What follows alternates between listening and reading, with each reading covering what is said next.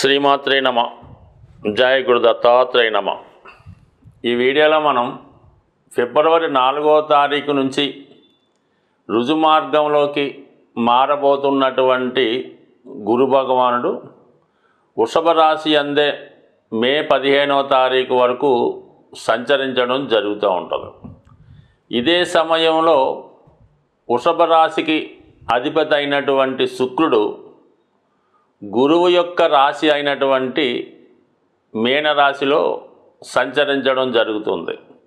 అంటే సుమారుగా మన గురువు వృషభ రాశిలో ఇక్కడి నుంచి 101 రోజు ఉండడం జరుగుతుంది. ఇంచుమించుగా అదే సమయం అంతా కూడా శుక్రుడు మరి మీనరాశిలో సంచరిస్తూ మరి 2 గ్రహాలు పరస్పరం పరివర్తన జరిగింది. అంటే కామన్గా ఈ 2 శుభగ్రహాలైనటువంటి గురు శుక్రుల పరివర్తన వల్ల ఏంటంటే మనకి శుక్ర గురువులు ఒకే రాశి యందు కలిసి ఉంటే ఎటువంటి ఫలితం ఇస్తాయి, లేదా శుక్రుడు వృషభ రాశిలో ఉన్నప్పుడు వివిధ రాశుల వారికి ఎటువంటి ఫలితం ఇస్తుంది, లేదా గురువు మీనరాశిలో ఉన్నప్పుడు ఎటువంటి ఫలితం ఇస్తుంది అన్నటువంటి విషయాలు మనం ఈ వీడియోలో తెలుసుకుంటూ, శుక్రుడే ధనకారకుడు. అంటే మామూలుగా నాడీ శాస్త్ర ప్రకారం సాక్షాత్తు లక్ష్మీ అమ్మవారే శుక్రగ్రహంగా నిర్ణయించి మరి నాడీ శాస్త్రంలో ఫలితాలు చెప్పడం జరుగుతూ ఉంటుంది. కుంభరాశి వారికి ధన చతుర్థాధిపతుల మధ్య ఏర్పడినటువంటి ఈ పరివర్తన యోగం చాలా గొప్ప అదృష్టాన్ని తీసుకురావడం జరుగుతూ ఉంది.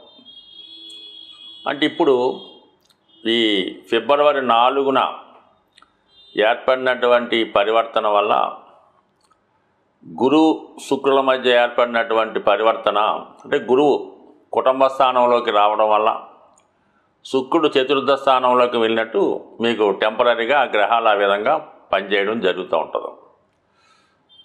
ఎన్నాళ్ళుగానో మీరు ఎదురు చూస్తున్నటువంటి నూతన గృహ ప్రవేశం ఈ సమయంలో మీకు జరిగే అవకాశం ఉన్నది. దాని తర్వాత ఇతరుల ఆధీనంలో ఉన్నటువంటి స్థిరాస్తి ఏదైనా తనఖాలో కానీ ఎవరి కబ్జాలో కానీ ఉంటే దాన్ని మీరు సంపూర్ణంగా విడిపించుకొని మీ స్వాధీనంలోకి తీసుకురావడం జరుగుతూ ఉంది. అలాగే ఒక ఖరీదైన వాహనం కానీ గృహ సౌకర్యాలు కానీ సమకూర్చుకుంటూ ఉంటారు. ఏదైనా ఒక ఉన్నత కుటుంబానికి చెందిన అదృష్టం, ఐశ్వర్యం, అందం కలిగినటువంటి ఒక స్త్రీ మీ కుటుంబంలో ప్రవేశించడం జరుగుతూ ఉంటుంది.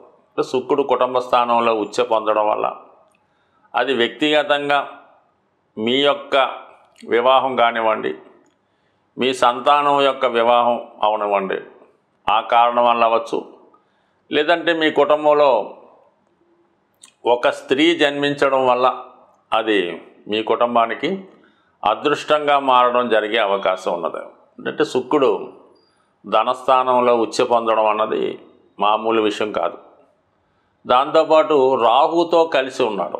అంటే రాహు శుక్రుల కలయిక గజలక్ష్మి యోగాన్ని ఇవ్వడం జరిగింది. అంటే ఐశ్వర్యానికి ఏనుగు కూడా కారణమవుతుంటాడు. ఏనుగు యొక్క కుంభస్థానంలోనే మరి అమ్మవారు నివాసం ఉంటుందని పెద్దలు చెప్తూ ఉంటారు.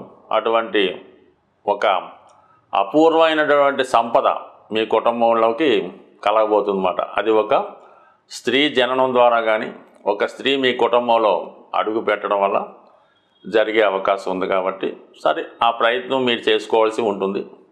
దాని తర్వాత ఏదో కారణాల వల్ల కొంతకాలంగా మీ కుటుంబానికి దూరంగా ఉంటున్నటువంటి స్త్రీ, అంటే మీ కుమార్తె, కోడల, భార్య, మదర, ఎవరో ఒకరు తిరిగి మళ్ళా మీ కుటుంబంలో కలుసుకొని మీ కుటుంబ అవసరాలకి తగు విధమైనటువంటి సహకారం అందించే అవకాశం ఉన్నది. సో ఇదంతా కూడా అంటే శుక్రుని యొక్క రాశిలో గురువు ఉండడం వల్ల గురువు యొక్క డిపాజిటర్గా ఇవన్నీ కూడా మీకు శుక్రుడు అందించగలిగాడు. కేవలం శుక్రుడు ఈ 2వ స్థానంలోకి వచ్చినంత మాత్రాన ఇంత అదృష్టం అయితే కలగదు.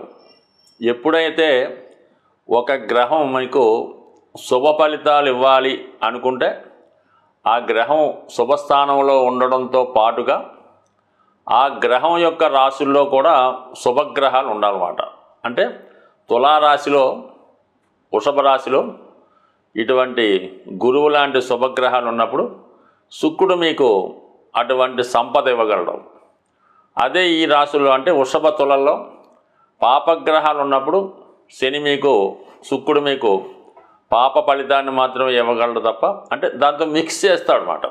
ఏదో విధంగా ఒక ఇల్లు ఏదో వచ్చింది అనుకుందాం, లేదంటే మీకు ఎవడో కారు, మంచి ఖరీదైనటువంటి కారు గిఫ్ట్గా ఇచ్చి దాని ఏదో ఫైనాన్స్ నెల నెల కట్టుకోమన్నట్టుగా ఉంటుందన్నమాట.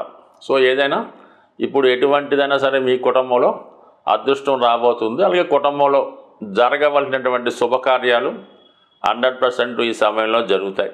అంటే ధనకారకుడైనటువంటి గురువు, అలాగే ధనాన్ని ఇచ్చే లక్ష్మీ అమ్మవారు, ఈ రెండు సంయుక్తంగా మీకు మీ యొక్క అంటే ధనాన్ని ఇచ్చే భావాలు కొన్ని ఉంటాయి. కేంద్రాల్లో శుభగ్రహాలు ధనాన్ని ఇస్తూ ఉంటాయి. ధనస్థానంలో గ్రహాలు ఎలాగా మనకి ఆ అనుభవాన్ని కలగజేస్తూ ఉంటాయి. కాబట్టి గొప్ప ధనయోగం ఈ రాశి వారికి ఏర్పడడం జరిగింది. ఒక విధంగా గురువు ఎక్స్చేంజ్ వల్ల ధన లాభాధిపతి లాభస్థానంలోకి రావడం, అలాగే ధన లాభాధిపతి చతుర్థ స్థానంలో ఉండడం, ఇవన్నీ కూడా ఒక ఐశ్వర్య యోగాన్ని మీకు 101 రోజు పాటు కలగడం వల్ల అటు సంతానలక్ష్మి యోగం, అలాగే గజలక్ష్మి యోగం, అలాగే మీకు మార్చి 13 తర్వాత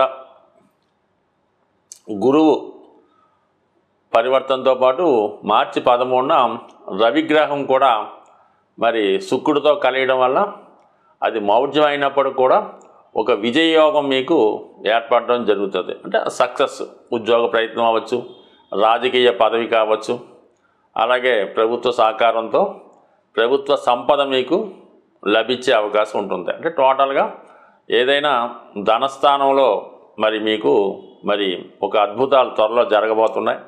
వచ్చిన ధనం అంటే ఎంత ధనం వచ్చినా, ఎంత నిధి వచ్చినా దాన్ని పంచుకునే విషయంలో, దానికి ఒకరికొకరు ఎంత ధనం తీసుకోవాలన్నటువంటి విషయంలో కుటుంబ సభ్యుల మధ్య విరోధాలు, విభేదాలు రాకుండా జాగ్రత్త పడవలసి ఉంటుందన్నమాట. అంటే ఎక్కువ ధనం వచ్చినప్పుడు ఏమవుతుందంటే ఆ కుటుంబంలో ఎవరు ఎంత పంచుకోవడంలోనో, ఏది కావాలనే విషయంలో కొంతవరకు ప్రాబ్లమ్స్ రావడం జరుగుతూ ఉంటాయి. కాబట్టి ధనం పంచుకునే విషయంలో మీరు గొడవలు పడితే వచ్చినటువంటి లక్ష్మీదేవి వెనక్కిపోయే అవకాశం ఉంటుంది. కాబట్టి వచ్చిన సంపదను అందరూ సమానంగా అనుభవిస్తేనే దాని యొక్క ప్రతిఫలం మీరు పొందే అవకాశం ఉంటుంది.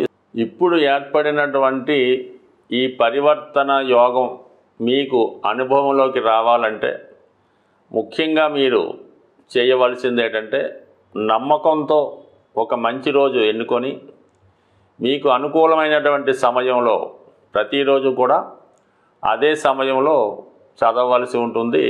అది కనకదార స్తోత్రం. ఒక 41 రోజుల పాటు నిర్దిష్టమైనటువంటి సమయంలో ఏదైనా అమ్మవారి ఫోటో ముందు ప్రతిరోజు అదే టైంకి సంపూర్ణంగా అది చదవడం కానీ లేదా వినడం కానీ చేస్తూ అమ్మవారికి వీలైతే ఎరుపు రంగు పూలతో అలంకరించి వెండి గ్లాసులో పాలు నైవేద్యంగా పెట్టవలసి ఉంటుంది. దాంతోపాటు తేనె కూడా నైవేద్యంగా పెడుతూ ఆ యొక్క ప్రసాదాన్ని మీరు మీ కుటుంబ సభ్యులు మాత్రమే స్వీకరించవలసి ఉంటుంది.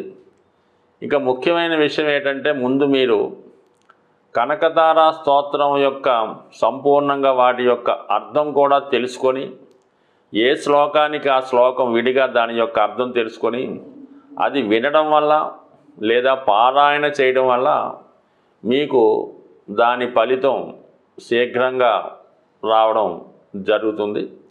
దీనితో పాటుగా ఇంకా ఓపిక ఉన్నవాళ్ళు విష్ణు సహస్రనామాన్ని, దాంతోపాటు లక్ష్మీ స్తోత్రాన్ని పారాయణ చేయడం వల్ల చాలా వరకు తొందరగా ఫలితాలు రావడం జరుగుతూ ఉంటుంది. ఇంకా వీలున్న వాళ్ళు ఇది చేసుకుంటే సరిపోతుంది.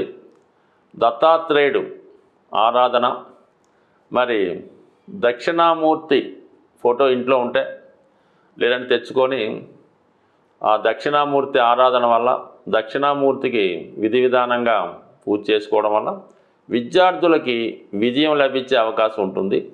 అలాగే మరి ఈ మిగతా వాటి వల్ల గృహంలో అందరికీ ఆనందం, ఐశ్వర్యం కలిగే అవకాశం ఉంది. దేనికైనా నమ్మకం ఇంపార్టెంటు.